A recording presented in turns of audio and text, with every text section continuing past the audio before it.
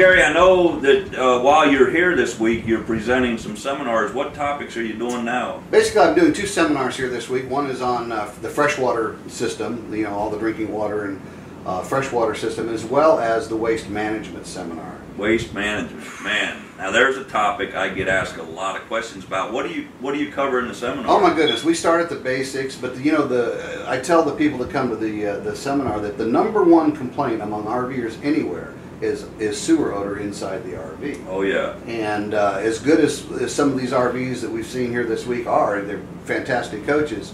There's actually things in the aftermarket that can make the experience of RVing totally odor-free. So I bring up some of those products. Yeah, it's at the RV360. The RV360, we both have done some videos on that, and the 360 siphon vent, basically because of the integral positive pressure inside of a holding tank, the way this roof vent is designed, it literally sucks the odors out of the car. An RV waste holding tank, black water holding tank and toilet by design, pretty much when you flush it, you know what's going to happen. Yeah. You're gonna get some odor. If you have a positive pressure, which all tanks do, and as soon as you open up that toilet valve, even though there's water flowing in, waste flowing in, there's going to be some release. Yeah, if you let the water go completely down the toilet, you're going to get some odor. So yeah, I mean, I've heard of that. I've worked with that 360 a little bit. So I mean, from an odor perspective, and I mean, do you talk about holding tank chemicals? Or? I talk about additives. I don't like to use the word chemicals. Yeah, because treatments. We're always, both of us I know, are fans of the biodegradable and the enzyme-based and the bacteria-infused. And I've done some testing on some of the products that are out there. But I still contend, though, that if in conjunction with that 360 siphon, and they have that HEPVO valve that we both have used in the past, if they look into that project, you may not even need additives at all for your holding tank. That's true. Some of the times, though, it's nice to be able this isn't a really good topic to talk about around lunchtime, but we want to break down the solids in the black water tank. That's right. And sometimes those additives obviously help in that manner. But as if far it's as in there for a long enough time to do its job. Yeah, that's why we always say to never evacuate your holding tanks until they're at least 3/4 to almost full. So we give it a time for those bugs to actually do their job. Yeah, and just in general, I mean, just briefly tell these folks, you know, the proper way to empty the system. Well, obviously, it's you empty the solid tank first, and you know, that gets rid of all the solid waste, and then you empty your gray tank or tanks last. Basically to help, you know, rinse out the hose. Yeah, that sink water and stuff just kind of cleans out the hose. Yeah, it kind of helps, as long as you have a good hose. You know, there's some products out there that are really fantastic, you know, smooth bore hoses, for instance, on the inside, that are very interesting out there. You know, I've kind of been dwelling in this area for a few years now. It's getting a little smelly. What about you? What have you been playing with in Mark's garage lately?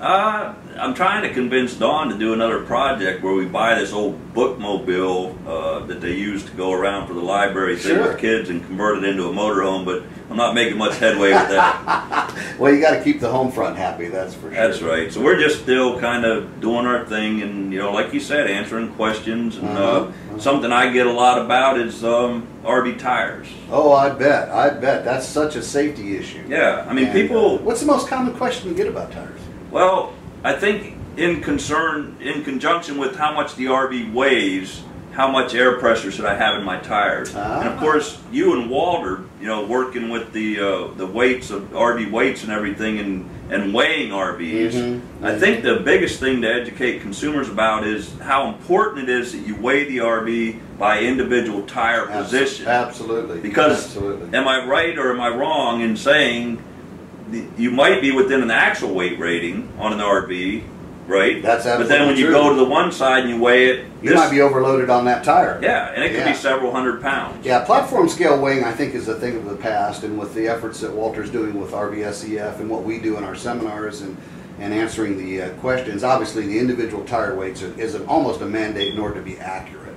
And they have to be accurate scales as well. There's a lot of people, I found out, believe it or not, there's people out there weighing coaches that really, you know, they're kind of maybe not doing the best job, because obviously they have to have certified scales and they have to be accurate, and those scales are expensive. Well, now, just to move this to a completely different thing, the other thing that I always try to tell folks when you're using a tire pressure gauge, that gauge can't be beat around and thrown it. You know, you can't use it and then throw it in the compartment. No. You got to take care of that thing. And it has to be a good truck tire gauge. That's right, and it should be calibrated. And really, you know, you can't tell an RV owner you should take this and get it calibrated because they're going to be, oh, what are you talking about? So the way to do that, what I recommend is take 2 or 3 gauges, check the air pressure in a tire, and if they're all within 1 to maybe 2 psi, either way, it's pretty accurate. But if you get a 4 psi difference, big long spectrum, or you something. need to be checking it out because you know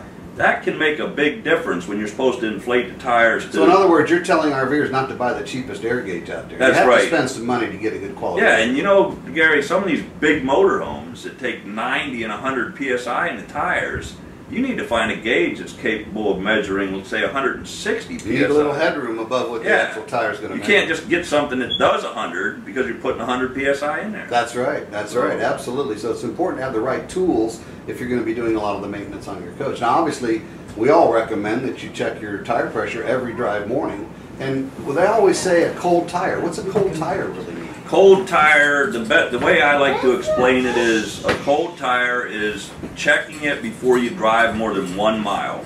Because once heat's introduced to that tire, the air expands. Now if we check it now, we're going to get a false reading. And if you let air out, then what's going to happen? Exactly. I mean, you're going to have a blowout going down the road. Absolutely. And then what do you hear a lot? My RV only has 12,000 miles. It's the tire that's bad. Yeah, and then they blame the tire manufacturer. That's right.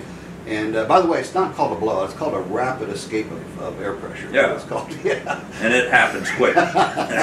It certainly does. And it can't. And then we laugh. We're joking, but it's a very serious matter. and really, you know, on another serious matter with tires, age of the tire. Oh my goodness.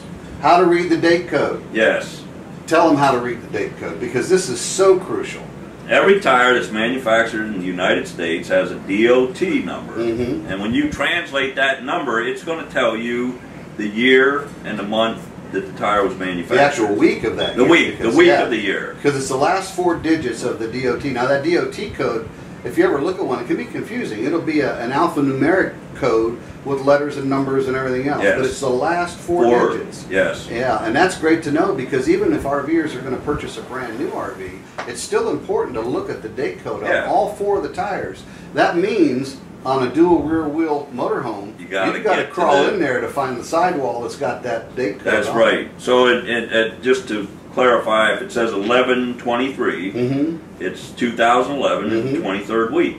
So now, where do we draw a line with dates on tires? Well, you know, the average consensus among a lot of the people, and Walter included, is that tires need to be really, really carefully analyzed at about 5 to 7 years old. Now, that means inspecting the by tires a professional, really, on the inside, because the inside of a tire can be read just like a crime scene. In other words, if you've hit a curb anytime in the past, a good tire expert can inspect the inside of the tire, meaning it has to be professionally broken down. Yes. And inspected. A good tire inspector can tell you if you hit a curb or not. A lot of tire failure comes from the inside. Absolutely. It originates inside, so you can't see it on the outside either. Absolutely. But can you imagine this? We've talked maybe, what, 10 minutes about 4 or 5 different topics. How many different topics are there out there to talk about with our literally hundreds. Oh, my God. How much tape you got in that camera? Well, it goes back to our e-book that we collaborated on. That's right. Why don't you, the white papers. Yep, the RV white papers. Yeah. And basically what we wanted to do was we wanted to answer some of these questions that RVers have. We get so many questions every month. I know I get them literally every single day of the year via email.